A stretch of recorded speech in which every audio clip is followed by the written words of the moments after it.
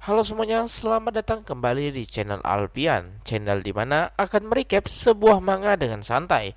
Tapi sebelum itu, jangan lupa di like, share, dan subscribe channel ini. Dan juga kalian juga bisa berdonasi melalui traktir yang ada di deskripsi. Dengan begitu, bisa membuat Mimin semakin bersemangat dalam berkonten lagi. Kalau begitu, kita lanjut ceritanya, boy.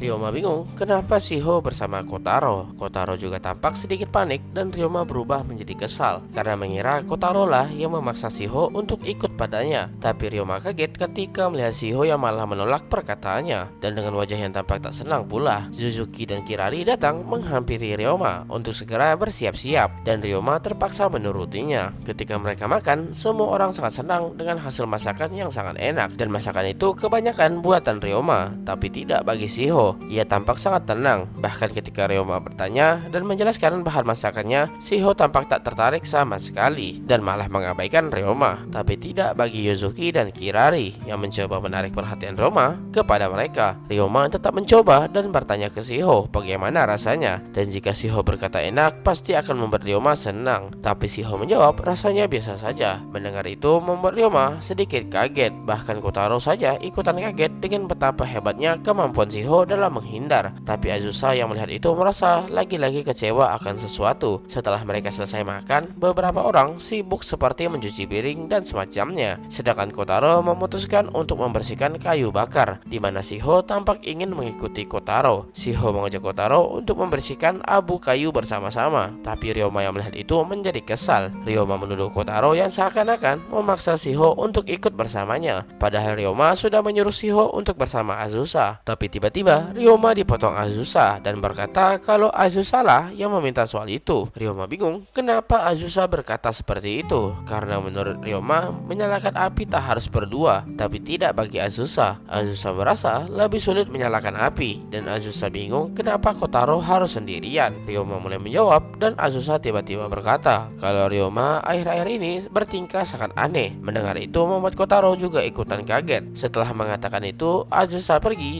dari hadapan Ryoma, di mana Shiho juga melihat Azusa pergi. Tampaknya posisi sang protagonis mulai terancam, di mana Ryoma juga ikutan merasa kesal. Tak paham kenapa orang-orang berkata ia bertingkah aneh. Tampak sekali Ryoma sedang terpojok dan cerita pun kita lanjut.